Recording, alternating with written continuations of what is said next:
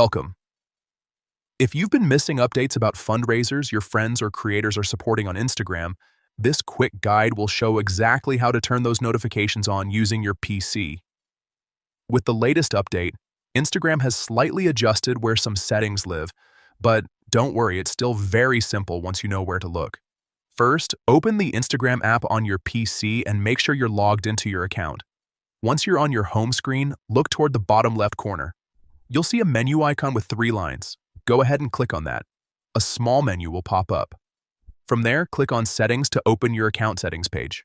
This is where you can control everything from privacy to notifications. Next, inside the Settings menu, find and click on Notifications. This section allows you to manage what alerts you receive and how often you get them. Once you're in Notifications, look for Push Notifications and click on it. This is where Instagram lets you customize real-time alerts sent directly to you.